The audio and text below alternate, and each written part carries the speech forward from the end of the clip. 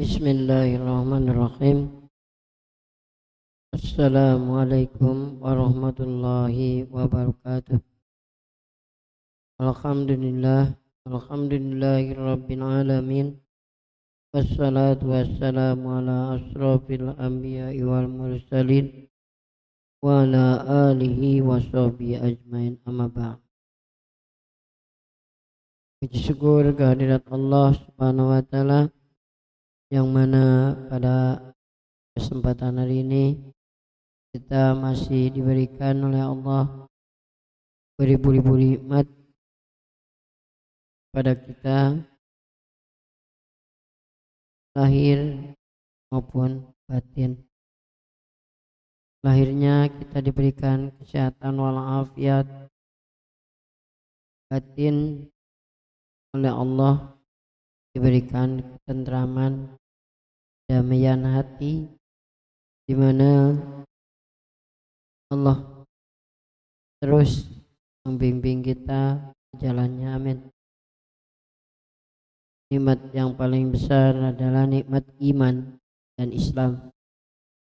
Semoga kita senantiasa terus bisa bersyukur kepadanya dengan segala apa yang harus Allah berikan kepada kita. Baiklah, dalam kesempatan ini saya ingin membacakan sebuah buku karya Imam Al-Ghazali yang berjudul Minhajul Abidin, Jalan Para Ahli Ibadah.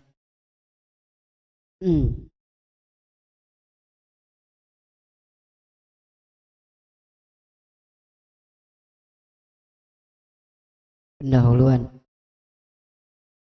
Segala puji dan puja hanya milik Allah Ta'ala, Penguasa yang maha bijaksana, yang maha pemurah, lagi maha mulia, yang memperkasa dan maha penyayang. Dia yang menciptakan manusia dengan sebaik-baik ciptaannya, yang menciptakan langit dan bumi dengan kekuasaannya, yang mengatur segala perkara di dunia dan akhirat dengan kemaha bijaksanaannya. Dan dia tidak menciptakan jin serta manusia melainkan untuk menyembah, beribadah kepadanya. Wa ma khalaqtul jinna wal insa illa liya'budun. Az-Zariyat ayat 56. Dan aku tidak menciptakan jin dan manusia melainkan supaya mereka menyembahku. Oleh karena itu, jalan menuju keridhoannya terbentang dengan jelas bagi orang-orang yang mau menempuhnya. Petunjuk arahnya pun tampak dengan nyata bagi orang-orang yang mau melihatnya. Walau demikian, Allah Subhanahu wa taala menyesatkan siapa-siapa yang Dia kehendaki. Dia memberi petunjuk kepada siapa yang saja yang Dia kehendaki. Dan Dia Maha mengetahui tentang orang-orang yang pantas untuk mendapatkan petunjuk itu. Semoga salawat dan salam senantiasa tercurahkan pada penghulu para nabi dan rasul, Muhammad bin Abdullah sallallahu alaihi wasallam, pada keluarga beliau yang mulia, yang harum namanya serta disucikan olehnya. Dan semoga salam sejahtera juga tercurah bagi mereka yang memperoleh keselamatan serta keagungan untuk mengikuti sunnah beliau hingga hari kiamat kelak. Amin. Ketahuilah, wahai saudara-saudaraku, bahwasannya ibadah itu merupakan buah dari ilmu, manfaat yang dipetik dari usia, hasil yang diperoleh bagi hamba yang tegar, dan juga barang berharga dari para wali Allah. Ibadah adalah jalan yang ditempuh oleh orang-orang yang bertakwa dan mulia. Ibadah juga merupakan tujuan bagi orang-orang yang memiliki keinginan keras, himah, yang merupakan ciri khas dari orang-orang yang mulia, pekerjaan manusia sejati, dan pilihan orang-orang yang cerdas. Ibadah juga merupakan jalan kebahagiaan dan sarana menuju surganya. Allah Subhanahu wa taala telah berfirman, "Wa ana rabbukum fa'budun." Aku adalah Rabbmu, maka sembahlah aku. Al-Anbiya ayat 92. Dia juga berfirman, "In hadza kana lakum jazaa'un wa kana sa'yukum mashkura." Sesungguhnya ini adalah balasan untukmu dan usahamu adalah disyukuri, diberi balasan. Al-Insan ayat 22. Setelah lama menjalani ibadah dan merenungkan tahapan-tahapan perjalanannya dari awal hingga tercapai tujuan yang dicita-citakan oleh para penempuhnya, ternyata jalan tersebut penuh dengan semak belukar, menanjak, penuh rintangan, dan terasa sangat berat untuk dilalui. Di samping itu jaraknya juga cukup jauh, banyak kesulitan besar yang menghadangnya, aral dan kendalanya cukup banyak, perusak-perusaknya dan kelokan simpangannya terlihat samar, sementara musuh dan para kelompok banyak berkeliaran di sana. Banyaknya aral dan kesulitan itulah yang menjadikan para abidin ahli ibadah sebagai orang-orang yang sangat mulia, karena telah berhasil melewati beratnya medan. Mereka mulia karena mampu melewati jalan sulit menuju tempat yang paling mulia, yaitu surga. Rasulullah Shallallahu Alaihi Wasallam telah bersabda, "Ala wa innal jannata khufat bil kari wa innan naru khufat bis syahwat." Ketahuilah bahwa sesungguhnya surga itu dikelilingi oleh hal-hal yang tidak disukai, sedangkan api neraka itu dibalut dengan kesenangan-kesenangan syahwat yang membinasakan. Dan beliau juga pernah bersabda, "Ala wa innal jannata ajnun birobwatin ala wa innan naru sahlun syahwatin." Ketahuilah bahwa jalan menuju surga itu penuh rintangan dan liku-liku, sedangkan jalan ke neraka itu mudah dan rata. Allah. Kondisi yang sudah sedemikian berat ini diperparah dengan kenyataan bahwa kondisi tubuh dan jiwa manusia itu cukup rentan, serta perjalanan zaman masa yang semakin sulit tantangannya. Sementara urusan agama itu datang silih berganti dan waktu untuk menyikapinya sangatlah terbatas. Kesibukan semakin bertumpuk, sementara usia manusia tidak bertambah dari apa yang telah ditetapkannya. Dan dalam beramal manusia cenderung memiliki kekurangan, sedangkan Zat yang Maha Pemeriksa sangatlah teliti. Sementara itu ajal kian mendekat dan perjalanan masih sangat jauh. Padahal satu-satunya bekal yang diterima olehnya adalah ketaatan kita. Apabila semua itu sampai terlewatkan sia-sia, maka celakalah, sebab waktu dan kesempatan itu tak mungkin datang kembali.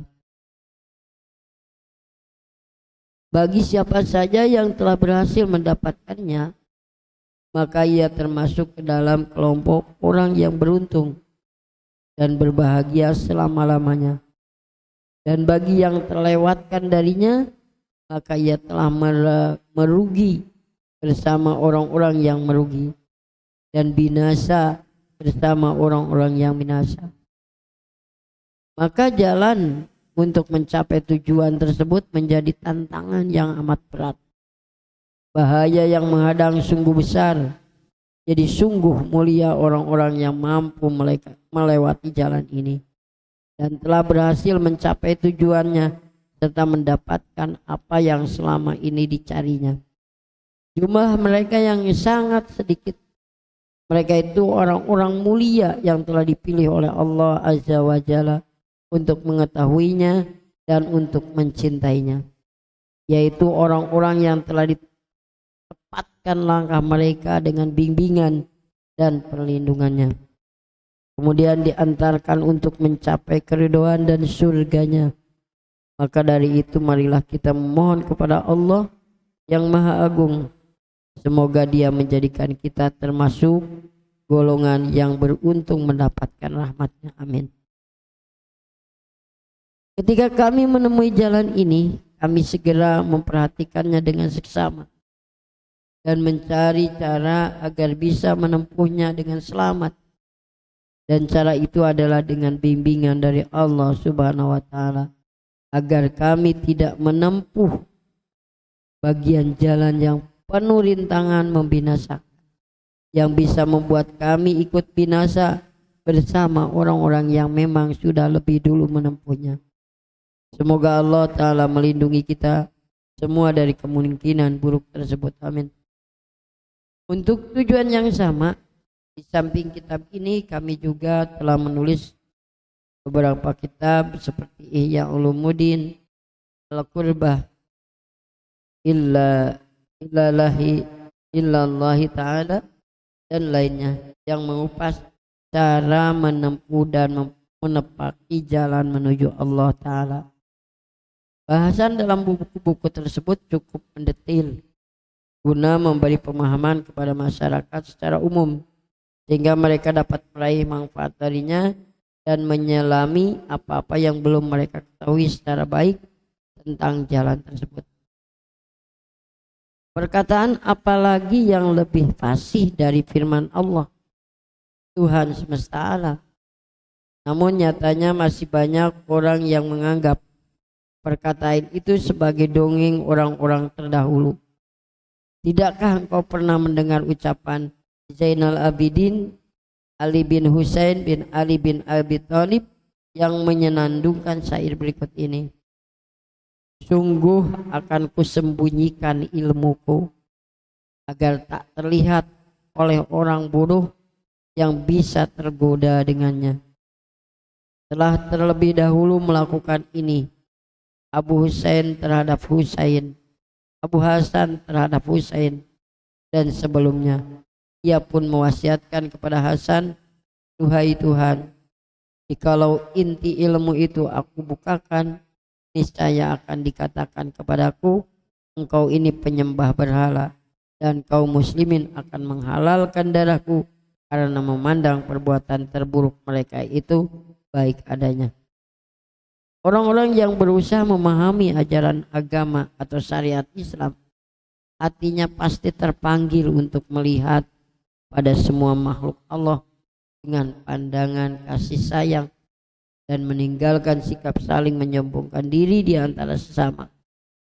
Oleh karena itu, kami memohon kepada Zat yang di tangannya tergenggam segala urusan agar Dia memberikan taufik kepada kami untuk menulis sebuah kitab mengenai permasalahan yang telah menjadi kesepakatan ijma yang dengan membacanya diperoleh manfaat dan bimbingan dalam menjalani hidup ini. Dan keinginan kami ini ternyata dikabulkan oleh Allah, Zat yang senantiasa mengabulkan permohonan hamba-hambanya apabila ia berdoa kepadanya. Berkat anugerahnya kami telah diperlihatkan rahasia-rahasia seputar permasalahan tersebut dan diberi ilham yang mengagumkan olehnya secara terperinci yang belum pernah kami sebutkan di dalam karangan-karangan sebelumnya, yakni berupa rahasia-rahasia dalam berinteraksi dengan agama, dan itulah yang akan kami bahas dalam kitab ini. Sesungguhnya ketika seseorang pertama kali memutuskan untuk menekuni jalan ibadah, ia akan menerima petunjuk dan pertolongan dari Allah Subhanahu wa Ta'ala. Itulah yang dimaksud oleh firman Allah berikut ini.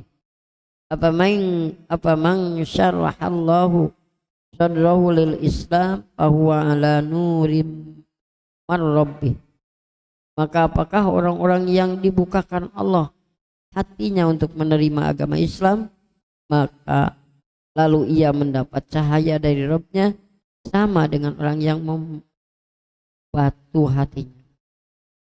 Maka apakah orang-orang yang dibukakan Allah hatinya untuk menerima ajaran Islam, lalu ia mendapat cahaya dari Rabb-nya, sama dengan orang yang membatu hatinya. Az-Zumar ayat 22. Hal yang sama juga dijelaskan oleh Rasulullah SAW dalam sebuah hadisnya. Sesungguhnya cahaya atau petunjuk itu apabila telah masuk ke dalam hati seorang hamba, maka ia akan membuatnya merasa luas dan lapang. Kemudian sahabat beliau bertanya, wahai Rasulullah SAW, apakah hal itu memiliki tanda yang dapat dikelari dengan menyaksikannya? Beliau lalu menjawab, menjauhkan diri dari negeri yang penuh tipuan, bujuk rayu dunia, dan kembali kepada negeri keabadian, serta bersiap-siap menghadapi maut sebelum maut itu menjemput. Manakala niat untuk menekuni jalan ibadah tersebut terlintas di dalam hati seorang hamba, maka ia akan berkata dalam hatinya, aku merasa telah dikaruniai beragam kenikmatan oleh Allah, seperti kenikmatan hidup, berpikir, berbicara, serta hal-hal mulia dan lezat lainnya. Aku juga dijauhkan dari berbagai macam bahaya dan penyakit. Untuk semua itu tentu ada zat yang memberinya, yang menuntut kita untuk bersyukur dan mengabdi hanya kepadanya. Maka apabila aku sampai lalai dari hal itu, ia pasti akan mencabut nikmat tersebut dariku dan menimpakan siksa serta kemurkaannya padaku. Ia juga telah mengutus seorang Rasul yang diperkuat dengan berbagai mukjizat yang di luar kemampuan pemahaman manusia. Dan Rasul tersebut telah memberitahuku bahwa aku memiliki Rabb yang sangat agung sebutannya, yang maha kuasa, yang maha mengetahui, yang maha hidup, yang maha kehendak, yang berbicara, yang memberi perintah dan larangan, berkuasa untuk menyiksa jika aku membangkang, atau memberi pahala jika aku mentaatinya. Dia maha mengetahui rahasia-rahasiaku serta segala yang terlintas dalam pikiranku. Di samping itu dia juga telah memerintahkanku untuk memegang teguh hukum-hukum agama. Bila hati seorang hamba bertutur demikian, berarti ia sadar bahwa apa yang berdetak di hati itu memang sebuah keniscayaan yang rasional, bukan sesuatu yang mustahil. Keyakinan tersebut lalu akan membuat hati si hamba menjadi takut terhadap Allah yang Maha Agung dan gelisah memikirkan pertanggungjawaban perbuatannya di hadapan Allah. Lintasan rasa takut dan gelisah tersebut mengingatkan seorang hamba pada penciptanya dan membuatnya terusik untuk meneliti dan mencari petunjuknya. Akibatnya ia akan merasa bingung dan ragu, lalu mencari alat dan jalan agar bisa selamat. Dan itu membawanya ke sebuah jalan, yaitu memperoleh pengetahuan tentang Sang Pencipta alam semesta melalui petunjuk-petunjuk yang ada di dalam alam ini. Ia dibimbing untuk mengetahui Sang Pencipta itu dengan memperhatikan ciptaan-ciptaannya.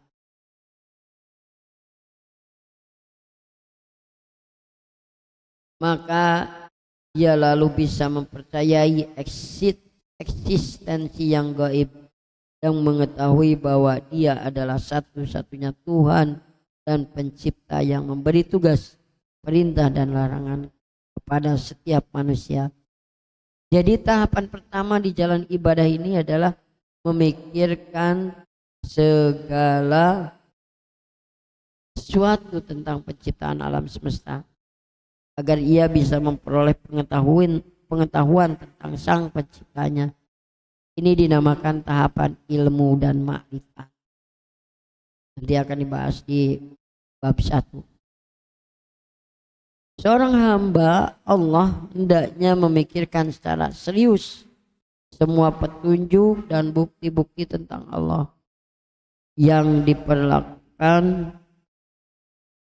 diperlukan untuk melalui tahapan pertama ini, serta bertanya kepada para ulama akhirat yang menjadi petunjuk jalannya, lentera umat serta pemimpin para imam. Ia bisa mengambil manfaat dari bimbingan mereka dan meminta doa yang baik pada mereka agar mendapatkan pertolongan. Karena bimbingan darinya, ia akan berhasil melalui tahapan perjalanan tersebut dan memperoleh ilmu yang dapat meyakinkan dirinya kepada sesuatu yang gaib. Di sini ia akan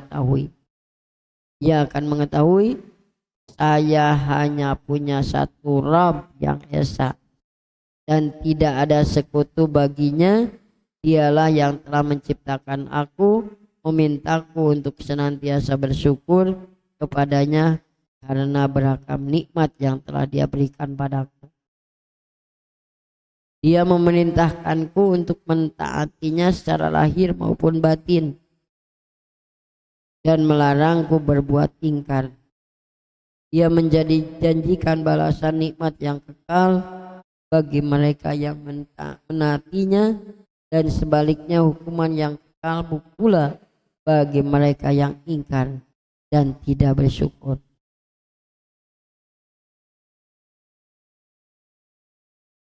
Setelah melalui proses takut tersebut, maka ia berusaha keras untuk mempelajari kewajiban-kewajiban agama, baik yang zahir maupun batin.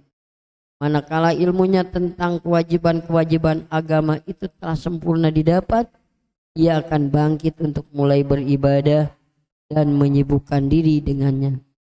Lalu ia akan melihat diri dan mendapati dirinya itu sebagai orang yang buruk dan berlumur dosa. Inilah yang dialami oleh kebanyakan manusia. Kemudian ia bertanya lagi pada hatinya, bagaimana aku akan melakukan ibadah padahal aku masih sering melakukan perbuatan maksiat dan bergelimang dosa.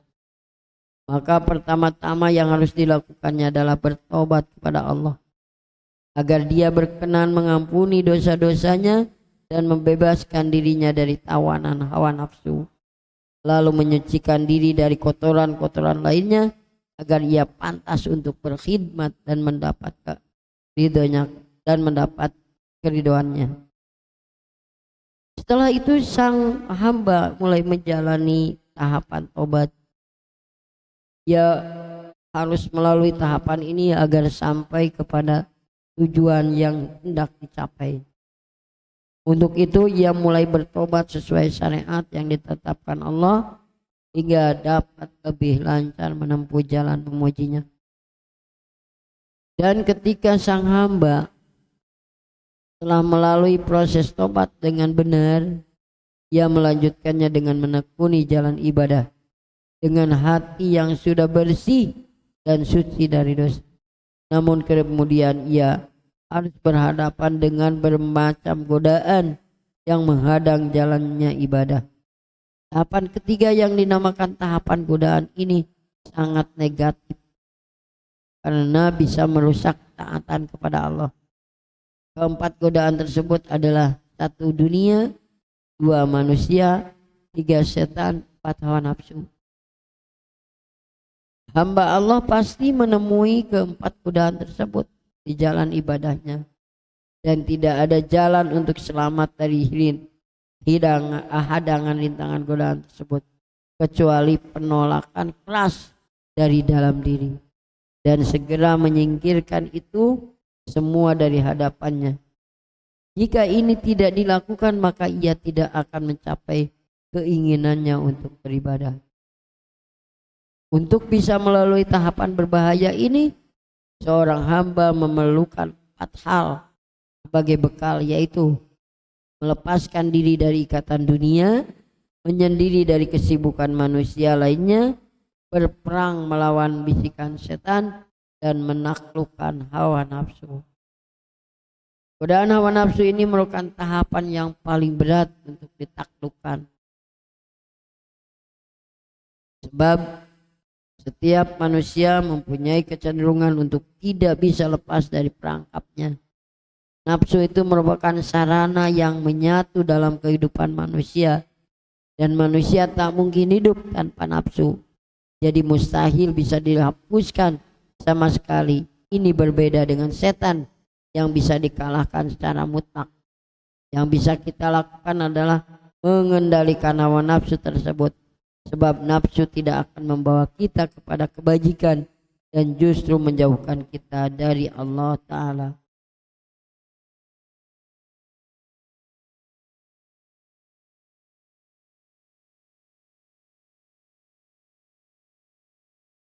Untuk bisa melalui tahapan berbahaya ini, seorang hamba memerlukan berbagai bekal, yaitu melepaskan diri ikatan dunia. Udah ya.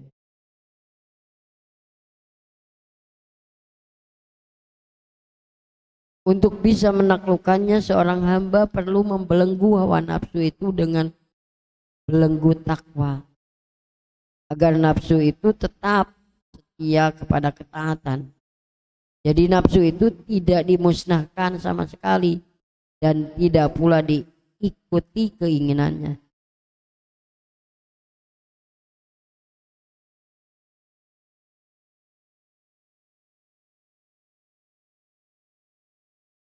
Secara berlebihan sehingga nafsu tersebut tidak padam, hingga dapat dipergunakan untuk sarana mencapai tujuan kemaslahatan yang sesuai dengan petunjuk Allah Subhanahu wa Ta'ala. Ini adalah tahapan yang terus menerus dihadapi seorang hamba selama hidupnya, dan untuk bisa melewatinya dengan selamat dibutuhkan pertolongan Allah Ta'ala. Setelah berhasil melalui tahapan tersebut, dengan pertolongan Allah, seorang hamba akan menghadapi rintangan lainnya dalam tahapan perjalanan berikutnya, berupa kendala-kendala dalam dirinya, kendala-kendala di jalan ibadah. Kendala tersebut akan membelenggu proses ibadah. Kendala tersebut akan mengganggu proses ibadah hingga ia sulit untuk khusyuk dan merendahkan diri kepada Allah.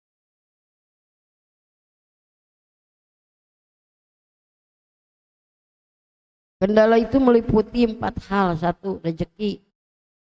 Nafsunya berusaha menjauhkan diri dari beribadah dengan membisikkan rasa khawatir bahwa ia akan jatuh dalam kemiskinan bila melepaskan diri dari kesibukan dunia. 2, rasa takut dan ragu. Ia dihantui oleh bayangan-bayangan tentang segala sesuatu, baik yang ia takuti, ia harapkan, atau yang ia benci. Ia juga khawatir apakah suatu perkara yang sedang ia hadapi akan mendatangkan kebaikan atau kerusakan bagi dirinya. Sebab itu dari perkara itu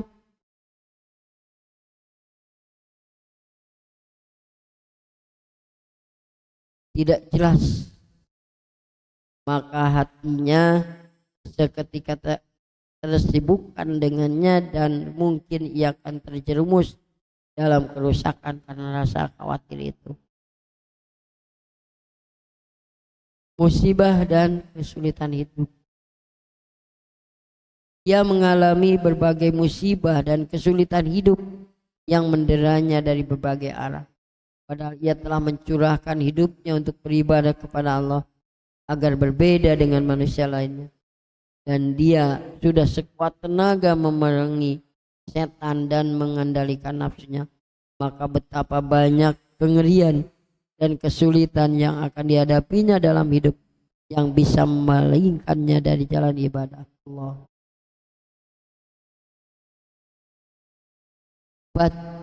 Berbagai macam kodok keputusan dari Allah yang datang kepadanya silih berganti, baik yang manis maupun yang pahit.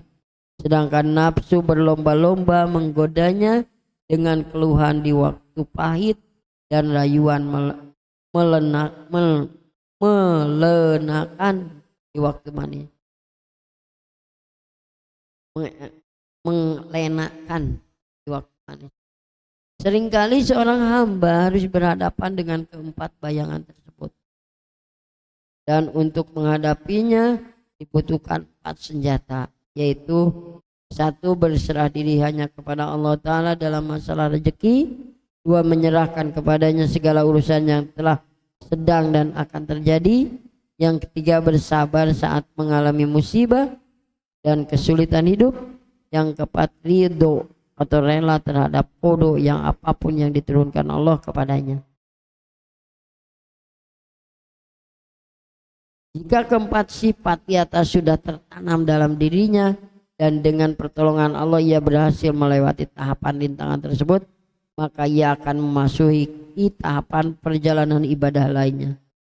Dalam tahapan ini ia merasakan bahwa hawa nafsu tengah mengajaknya untuk bermalas-malasan, lemah dan tidak bersemangat dalam mengerjakan kebaikan, bahkan cenderung kepada kejahatan dan perbuatan dosa lainnya. Dalam kondisi seperti ini, ia membutuhkan penuntun yang dapat membimbingnya kepada kebaikan dan ketaatan, serta membangkitkan kembali semangatnya untuk berbuat baik, sekaligus mencegahnya dari melakukan kejahatan dan kemaksiatan. Kedua penuntun itu adalah harapan dan rasa takut, raja wal khauf. Seorang hamba pasti berharap dapat mendapatkan pahala dan balasan indah seperti yang telah dijanjikan Allah Ta'ala berupa berbagai macam kemuliaan. Harapan inilah yang mendorong hamba itu untuk berubah, untuk beribadah, taat dan menebar kebaikan. Sedangkan rasa takut terhadap siksa Allah Jalla yang sangat pedih dan berbagai kesulitan yang diancamkan kepadanya di hari akhir akan mampu mencegah seorang hamba berbuat maksiat dan durhaka kepadanya. Tahapan tersebut dinamakan tahapan dorongan. Untuk menempuh perjalanan dalam tahapan ini, seorang hamba membutuhkan harapan dan rasa takut tersebut. Ia menempuh tahapan itu dengan bimbingan Allah Subhanahu wa Ta'ala. Setelah sukses menempuh tahapan tersebut, maka tak ada lagi yang bisa menghentikan jalan ibadah hamba tersebut.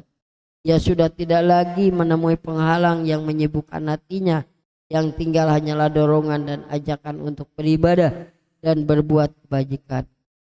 Ia kini semakin giat beribadah dan berbuat kebajikan. Ia kini semakin giat beribadah, mendirikan dan merengkuhnya dengan penuh kerinduan dan sukacita serta bersikap istiqomah atas. Namun kemudian ia menyaksikan munculnya 2 penyakit lagi yang mengancam perjalanan ibadah mulia, yang dengan susah payah ia menjalani segala derita untuk mencapainya.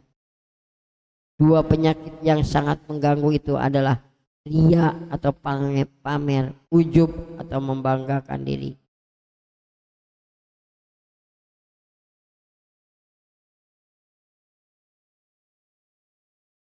Ada kalanya ia memamerkan ketaatannya itu kepada orang lain, namun kadang ia berhasil menahan diri darinya, bahkan mencela dirinya sendiri karena telah terpancing melakukannya.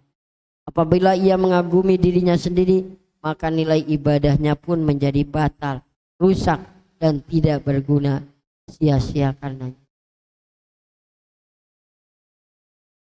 Dalam tahapan perjalanan yang ke-6 ini,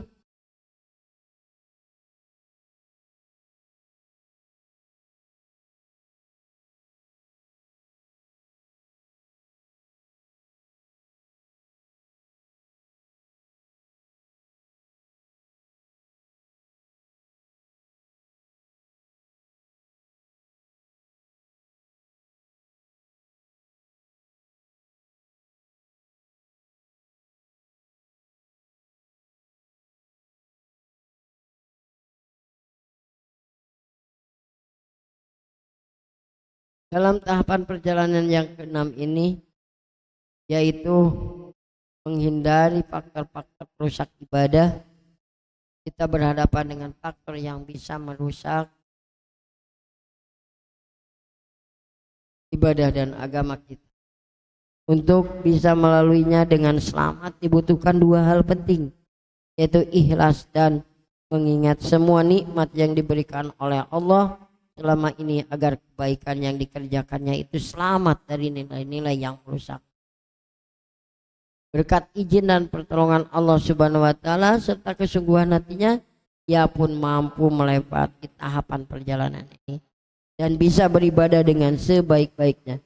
Ia telah terselamatkan dari segala penyakit yang melingkupi perjalanannya. Dan akhirnya ia menghadapi tahapan perjalanan terakhir. Ia menemukan dirinya telah tenggelam dalam lautan karunia Allah dan perlindungannya. Begitu banyak nikmat Allah baginya berupa taufik dan perlindungan dan berbagai macam dukungan, penjagaan serta kemuliaan. Dan ia pun takut lalai mensyukurinya, yang bisa menyebabkan ia terjatuh dalam kekufuran. Bila hal itu terjadi, ia akan turun kembali statusnya dari status saat ini sebagai wali atau sahabat dan hamba Allah pilihan. Disinilah ia memasuki tahapan perjalanan yang terakhir, yaitu pujian dan syukur. Ia melalui tahapan tersebut dengan banyak pujian serta rasa syukur atas nikmat yang berlimpah. Manakala seorang hamba yang mampu melewati tahapan tersebut, dia menyadari bahwa dia hampir mencapai tempat tujuan dan meraih apa yang ia cari. Semua itu sudah ada di hadapannya. Dan setelah maju lebih jauh lagi di jalan ini, ia akan berada pada hamparan ampunan dan kelembutan Allah serta pekarangan mahabbah. Kemudian tiba pula ia di taman keridhaan dan kebun kesenangan. Ia memperoleh martabat khusus, yaitu kedekatan dengan Allah dan berada dalam majelis mulia bersama mereka yang selalu memohon dan berdoa kepada Yang Maha Agung. Ia akan mendapatkan berbagai kemegahan dan kemuliaan karomah selama hidupnya. Dan ia merasa nikmat dengan semua itu. Jasadnya memang ada di dunia, tapi hatinya telah tersangkut kuat di akhirat. Setiap hari ia menunggu dengan penuh rindu datangnya malaikat maut yang akan menjemputnya. Sampai-sampai ia merasa bosan dengan manusia dan menjauh dari dunia. Dan tiba-tiba datanglah utusan Allah dengan membawa wangian dan kabar gembira.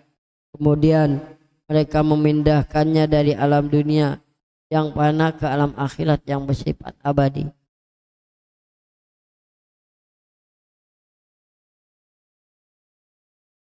Ia akan dimasukkan ke dalam surganya dengan penuh kemuliaan, ketentraman, kenikmatan dan cinta. Dan setiap hari ia memperoleh tambahan nikmat hingga selama-lamanya hingga selama-lamanya. Betapa besar kebahagiaan yang didapat, betapa tinggi kedudukan yang diberikan Allah, dan betapa ia telah menjadi seorang hamba yang berbahagia, menjadi seorang yang dimanjakan lagi terpuji. Sungguh beruntung dan mulia tempat kembali hamba tersebut. Maka marilah kita memohon kepada Allah Ta'ala, semoga Dia memberikan kepada kita dengan anugerah yang agung dan nikmat yang sangat besar. Sebab hal itu tidaklah sulit bagi Allah, dan semoga Dia tidak menjauhkan kita dari karunia-Nya yang sangat besar itu. Semoga pula Dia mau membantu kita agar bisa menerapkan ilmu ini ke dalam kehidupan sehari-hari, agar kita bisa menjalani kehidupan sesuai dengan keinginan dan ridhonya, dan tidak membiarkan ilmu yang kita pelajari sebagai hujah yang menyerang kita pada hari kiamat. Sungguh Dia adalah Rob yang maha penyayang di antara yang penyayang, dan maha mulia di antara seluruh makhluk yang mulia. Tidak lupa, semoga sholawat Allah senantiasa tercurahkan kepada junjungan kita Muhammad sallallahu alaihi wasallam, dan kepada para keluarganya juga keselamatan, kemuliaan dan kehormatan atas para pengikut beliau hingga akhir masa nanti. Inilah urutan pembahasan buku tentang jalan ibadah yang kami susun. Ini seluruhnya ada 7 tahapan perjalanan seorang hamba dalam menapaki jalan ibadah dan ketaatan. 1. Tahapan ilmu dan makrifat. 2. Tahapan menuju taubat. 3. Tahapan menempuh rintangan berupa godaan. 4. Tahapan menepis kendala-kendala di jalan ibadah. 5. Tahapan dorongan-dorongan rasa takut dan harapan. 6. Tahapan menghindarkan diri dari perusak-perusak ibadah. 7. Tahapan pujian dan syukur. Dan dengan selesainya semua itu, maka selesai pula pembahasan kitab Minhajul Abidin Ilal Jannah, perjalanan ahli ibadah mencapai surga. Dan mari kita mengikuti tahapan perjalanan ini dengan penjelasan yang ringkas yang mencakup beberapa poin pembahasan. Hanya Allah Ta'ala yang memberikan taufik dan ketepatan, dan tidak ada daya upaya melainkan dengan pertolongan dari Allah yang maha tinggi lagi maha agung. Amin ya. Alhamdulillahirrahmanirrahim. Itulah pembukaan yang mencakup sebagai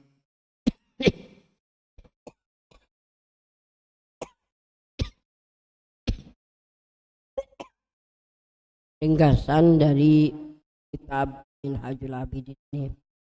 Alhamdulillah. Assalamualaikum warahmatullahi wabarakatuh.